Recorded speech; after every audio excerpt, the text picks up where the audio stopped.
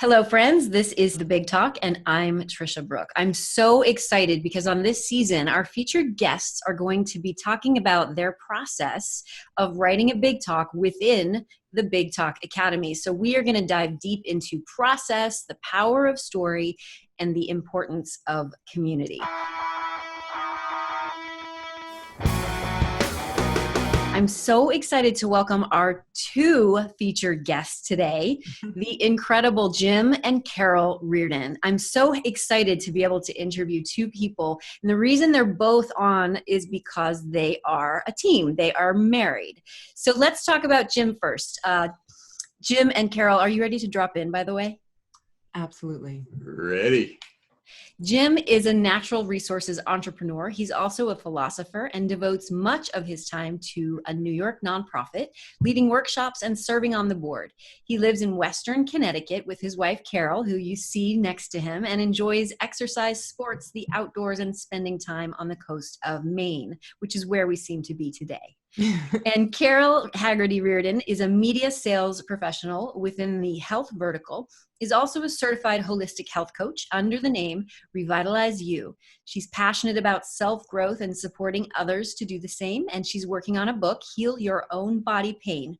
Carol is married to the man sitting next to her, and they live together in Connecticut. Thank you both for joining me, and take a minute to fill us in on anything I missed and tell me about you. All right. Well, since I went first before, you go first, Carol, unless you want me to go. I want you to go. All right. I'm all about supporting my wife. So, see, I'm well trained.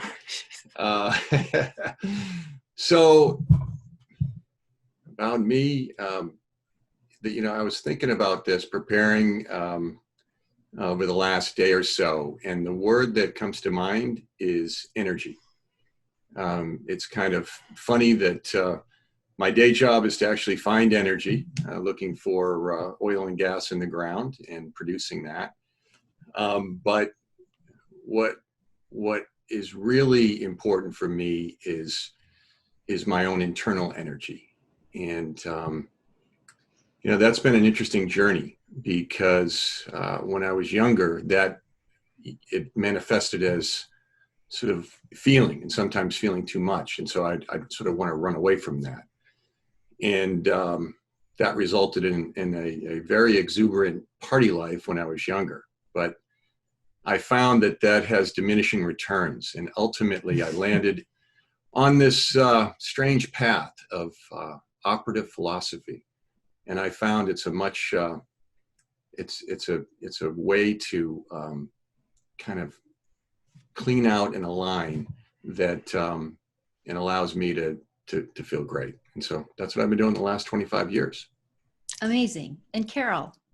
Well, I've been on this journey with Jim as well. And the journey itself as a spiritual one and of self-discovery has also led me to this path of healing my body pain. With the mind-body connection, which I didn't even know was a thing up until 20 years ago when I first started just being so overwhelmed and unhappy with my body pain, and the doctors telling me, well, you're getting older and, it's just a part of life and you need to see me once a week or once a month to be realigned. And I just felt powerless and full of fear that a person who I love to ski and dance and run and swim, that any second, any type of movement might result in pain. And that's just a part of my journey. And so I did a deep dive into how can I heal myself? What's behind this pain that nobody can seem to figure out, because it was not based on any injuries or degenerative disease. And so I just started healing my own body pain, and I've been sharing that as a holistic health coach as well, helping other people to share their body pain. And along the way, as you can imagine, it's really a discovery of yourself and having a communication with yourself in a way that the pain is alerting you to certain things that we are not paying attention to. And if we start having a communion with the pain, we can heal, and also along the way grow, evolve spiritually, and understand who we are. So along with that comes self-compassion, and really starting in a place of accepting where you are right now, and then wanting to heal and take responsibility for your health journey. And so I've supported people on this path as I've supported myself. So that's a little bit about my journey. Clearly, you both have really powerful stories and messages that you want to share with the world. Have you always wanted to share them from a big stage? Carol, take it first. I can't say that I've always wanted to share from a big stage. When the TED Talks started years ago, I was amazed and inspired by so many of the talks that I heard. And I always did have in the back of my mind, well, I could do that. That could be me one day. And because there were so many things in the world that I had these ideas around that I'd love to help and support people and recognize and to change and to allow people to take responsibility for themselves and heal and be happy. And so I guess I have, since TED Talks came around, it has been in the back of my mind. And then, when I started writing this book, I didn't think about it from a perspective of the big stage, although I've led workshops to help people heal their body pain. But when I was given the opportunity to work with you, Tricia, and to understand that, well, the place where I'm with my book right now, it was more of an opportunity to go, okay, this is an opportunity, this is a gift. And this moment in the book, which it's not finished, and what Tricia can help me in the process is to see different perspectives and things I'm not seeing yet, and ways that the audience needs to hear and see in order for them to become engaged and see their part in their, see themselves in my journey. And so this was such a gift to be able to work with you, and with the possibility of speaking on the big stage. That would be wonderful. Well, I think the first thing I want to acknowledge, Carol, is that you took the chance and you are stepping into being courageous by, taking the opportunity to look at what it means to write a big talk, to go through a process. So it's my absolute pleasure. And I appreciate you being willing to have the courage to do that. It's exciting. It's been a wonderful journey so far with you. Thank you. Jim, how about you? Have you always wanted to speak from stages? No. And I'm kind of sort of asking myself, how did I get here? But, I love a challenge. So I'm doing my best to go through the process. And it has been great because, your leadership and your guidance is all about taking people inside to find their truth. And that's part of what, my 25 years, really my whole life has been about, like, what's real, what's true, what do I really feel? And how do I express that? How do I make sense of everything else that I feel and see in the world, and communicate in a way that, that feels good. So yeah, your process has been amazing. Again, the big, watching TED Talks, it's always been a curiosity, but it hasn't been a specific ambition. And so here I am, I get pushed in by myself. How has it been working separately and together as a couple during this process? Well, it's been, I've had a little bit more time to stay on top of the work. And, fortunately, as you said from the beginning, you make it very manageable. If you do it every day, then you stay on top of it. And I've been able to do that with my schedule. And Jim's schedule is a lot crazier than mine. So it's been helpful, I think, for him, where I'm like, oh, you got to listen to this, or you got to, and also I would remind him, did you do your Facebook post? And talking about also the things that I was learning about, the different perspectives from the things that I wasn't seeing initially, of what my responsibility to the audience, and what is it that I want to give to the audience, not what do I want to get from giving the big talk, and things like that really landed on me then I would share with Jim. And it's been great because, I mean, well, we live together. We also practice, we are on the same spiritual journey. And so fortunately, we love being together, and that helps a lot. Yeah, I mean, you do, right? Absolutely. You do love being Absolutely. I do. And yeah, the journey is I think we've gotten closer over time, which is not something that a lot of couples can say, frankly, I think. And so this process of working on ourselves and going inside seems to have created the conditions for us to appreciate and understand and increase the magnetic attraction, I guess, between us. That's amazing. Well, I know that this work is really intimate. The work that I do with speakers is incredibly intimate. And you've got this built-in intimacy already. I'm wondering if you feel like you are able to go even deeper. Yeah, I mean, in terms of, as Carol said, it's such an interesting time, by the way. I mean, let's give some context to, what's going on here. It's amazing, Tricia, that you decided to open up this scholarship program, and we were two beneficiaries to be invited in to do your Big Talk program during COVID and with a global pandemic going on. And so you just stepped in, leaned in, and said, anybody want to do this? You're all in to support. So, I mean, that's amazing. And so, like I said, we kind of jumped in. We were allowed to get in sort of right at the end. And, working with Carol during this time where Carol got furloughed, my business went upside down. I'm in the oil business. Oil went negative.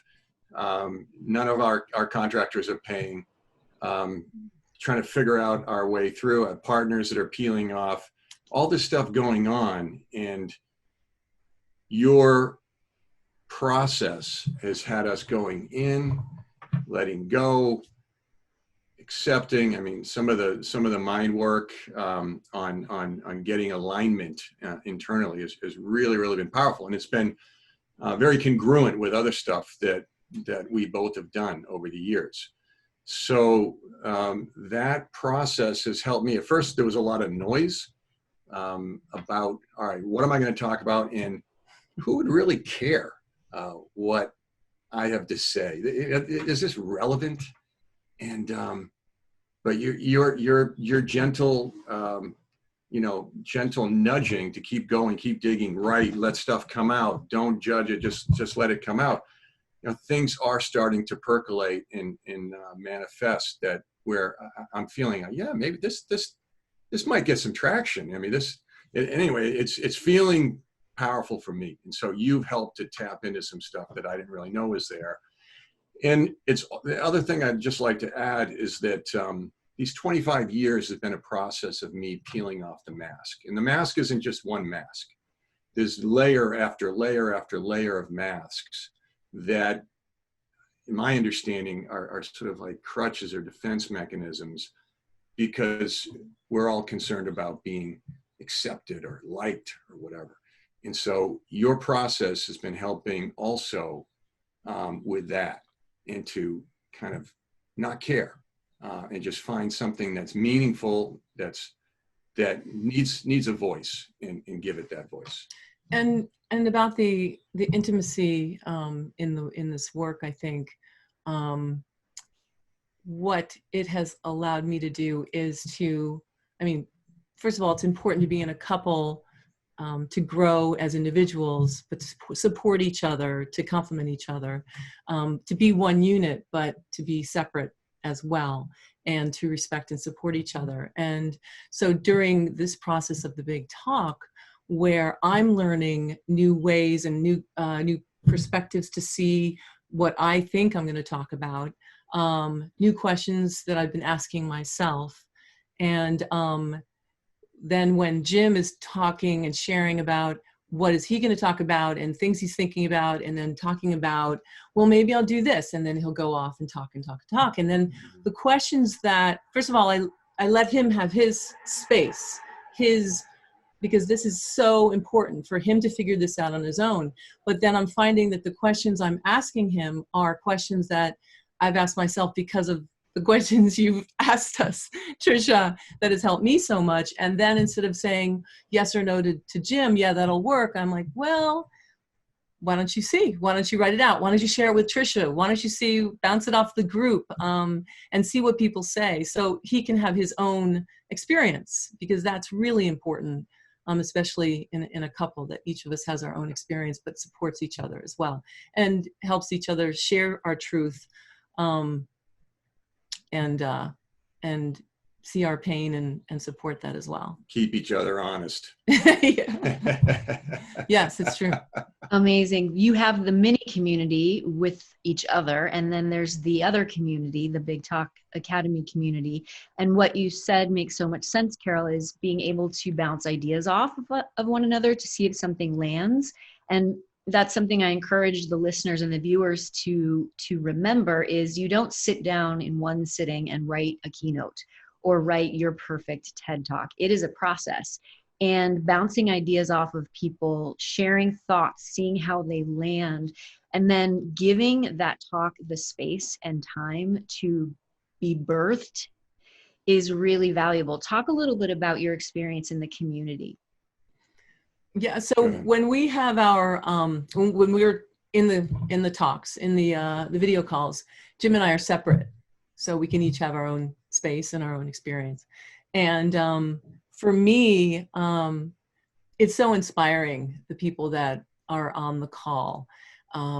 They're open, they're compassionate, and they are transparent, and they want to help. They're there. It's obvious that every person on that call is there to support.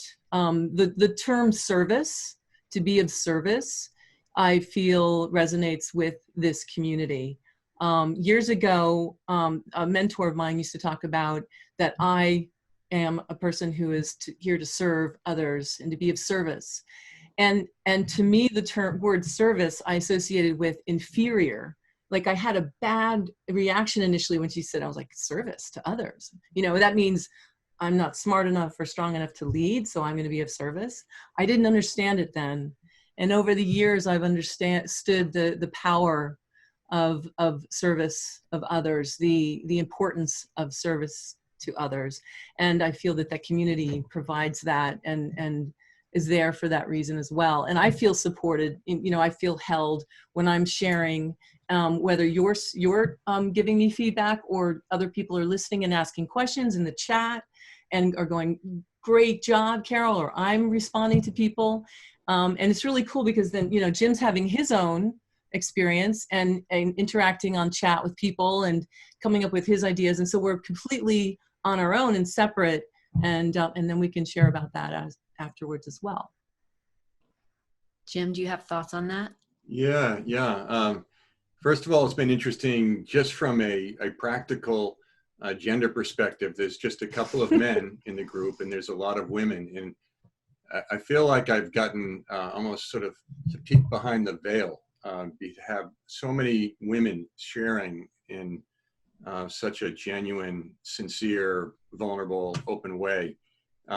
It's been really interesting. That the Zoom calls are amazing. I mean, to have 30, 40 people, all these, the Brady Bunch up there, and everybody sharing it. That's been powerful. So the community has been, really supportive. I mean, you and your team, everybody gets acknowledged. So yeah, it's been great. And it's also multicultural, people from around the world, different time zones, different backgrounds, but then we're all connecting, as on a spiritual and human level. And that's something I want to point out, is that everyone who has an important message and story, they lead from that place. It's not about them. It's not about what big stage am I going to land on. It's how can I share this very important message, like you said, Carol, to be of service? How can I hone this talk in a way that will have the most impact in the world. And that's what everyone is showing up doing every single day. It's not about perfection. It's not about, did I get all the assignments done? It's continuing to show up because what you have to say matters. And going back to the context of where we are in time, Jim, we are in a global pandemic and we are being faced with systemic racism for the first time in the big way. And so being able to voice truths, also be a conscious listener, is why community is so important. So anybody who's listening, create a community so that you can be held and so that you can have the kind of global impact that you want. What have you been learning about yourself during the process? Let's start with Carol. What have I been learning about? Oh boy. Well, since I was starting with a book, that was almost finished, and I thought I understood what my message was. While healing your body pain is really important, because no pain in your body can equal happiness, or at least comfort. But when I really dug in deeper, again, looking at some of the questions and understanding what this has done for me, what this journey of healing my own body pain has done for me, is just to let go of the fear, or to engage with the fear, to accept that there is fear, and to dig into what the fear is related to, and to have a conversation with the fear, and to be able to let go of it. Kind of the way a parent would speak to a child with love and compassion. And everything that I've been dealing with since my accident, and then the healing, has contributed to what I've been learning as well. So, I mean, there's no coincidence. I mean, the fact that I'm doing the Big Talk Academy right now at this time in my life, the first call that we had was a week out of the hospital. And to see how pain can stop me, and how that fear of having pain in any aspect of my life limits me. But if I don't recognize that fear is there, it'll limit me unconsciously. So having to dig in deeper into the areas of this book, and also the messages that I can share, has allowed me to be more compassionate and self-accepting. Like, I really like myself much more. My idiosyncrasies, as my sister Beth likes to say, it's so Carol, where in the past I might have thought she was judging me, because she says that, when actually she said it with love, but it was my criticism of myself that was saying there's something wrong with that. And so in this process, Tricia, I've been just seeing how critical I've been of myself, and giving myself the freedom to do this program with you and the community, and for myself, and like letting go of any expectations of what's going to be at the end of this, just enjoying this journey. I feel like release of more energy for myself and more self-love. That's incredible. That is incredible. Is that all? I know, no, there is more, but I'll stop there. It's so incredible. And what I want to highlight is that because you are getting out of your own way and having self-love and compassion, your message now can come forward. When we are stuck and judging ourselves, we are keeping that message in, and then the people who are meant to hear it aren't going to hear it. So I want to highlight that, yes, you are just stepping out open and letting, now the message is going to come forward. So thank you. Thank you. Jim, any thoughts on what you've learned about yourself during this process? Oh yeah. Some strong stuff coming up. The question of like, do I have anything relevant to say, really is sort of, demeaning or disrespectful or somehow disqualifying of myself, because Yeah, I'm realizing that now there is a lot. There is a lot there that I have to say. I've mentioned a couple of times in some of the communication in the chat and on the video calls that there's at least a couple of people living inside of me, two of which, hard guy and soft guy. So soft guy has sort of been, undercover, covert, and hard guy was the one I sort of bring out, and, he's tough, he can get it done, he can perform. He's not going to be intimidated by people and so on and so forth. He's not going to be hurt.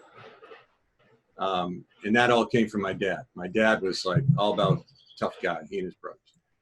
But, soft guy or feeling guy, he generally, he doesn't give up. I mean, he's always there. And I almost feel like that represents in me almost the dichotomy and the divergence in the country right now. Sort of right, left, or, hard, soft.